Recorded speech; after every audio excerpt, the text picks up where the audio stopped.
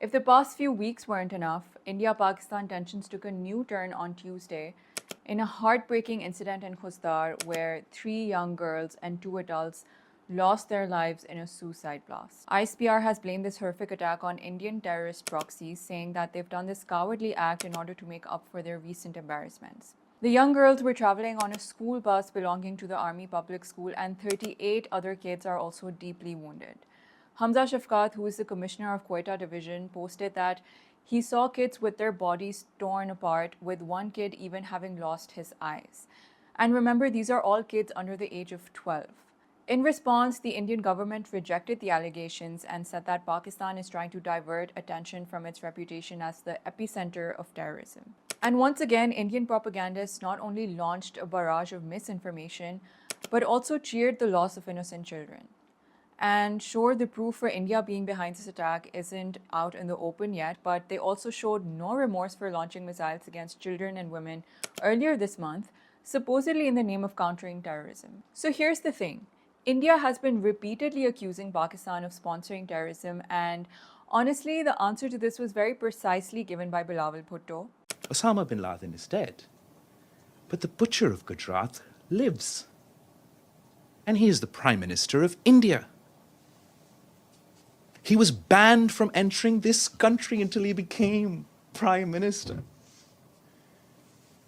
This is the Prime Minister of the RSS and the Foreign Minister of the RSS. What is the RSS? The RSS draws its inspiration from Hitler's SS. But if that's not enough, this report by The Guardian and another one by The Washington Post extensively explains how India regularly carries out covert assassination campaigns not just in Pakistan, but also in the West. It goes into immense detail about how India's external intelligence agency, RAW, has concocted several assassination schemes to kill about half a dozen individuals in Pakistan since 2021. It also points out how a lot of these operations have a stark similarity to the assassinations of 6 separatists in Canada and US. And even if India argues that it predominantly targets suspected leaders of terrorist groups, how is it okay for them to carry out these extrajudicial killings with impunity? Now, Indian officials have historically neither confirmed nor denied their involvement in these killings, but by late last year, many Indian pro-government TV channels were openly celebrating RAW's extraterritorial reach.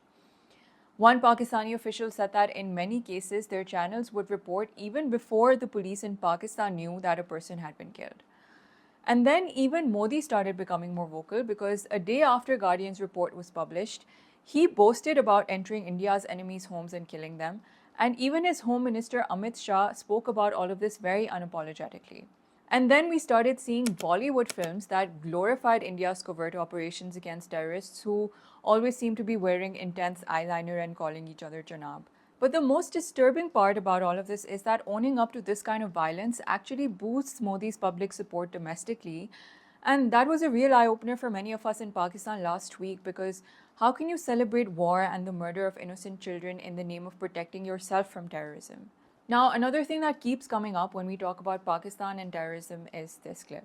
You do admit, sir, that Pakistan has had a long history of backing and supporting and training and funding these terrorist organizations.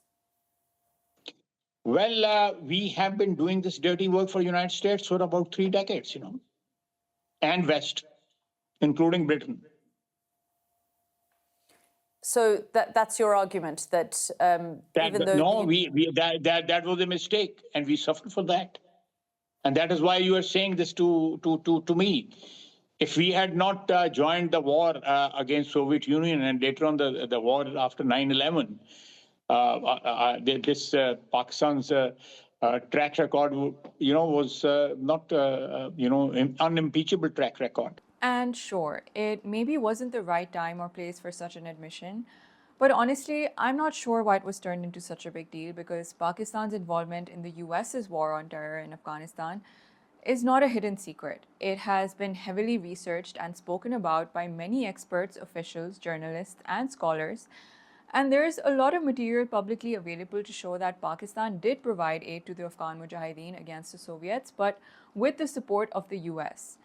In fact, even Hillary Clinton admitted to this during a congressional hearing in which she said that the people we are fighting today, we funded them 20 years ago. And here's the other thing.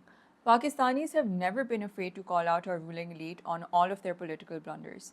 We are very well aware of the complexities that haunt our nation, and we'll keep opposing any kinds of injustice. Even after yesterday, one of the most important debates happening was how to find a solution in Balochistan. News outlets weren't propagating for revenge from India, but they were actually asking the government to share evidence with the international community and, more importantly, think about taking measures to find a long-term solution to bring peace to Balochistan. Us Pakistanis have long been the victims of terrorism. In fact, the past year has been one of the deadliest for civil and military forces in Pakistan. Many of us have even grown up in fear of bombs and gunshots, so if anything, we'd like the violence to end. But if you're still out there framing us as terrorists and using it as a reason to murder our children, then maybe we need to think about who the real terrorist really is.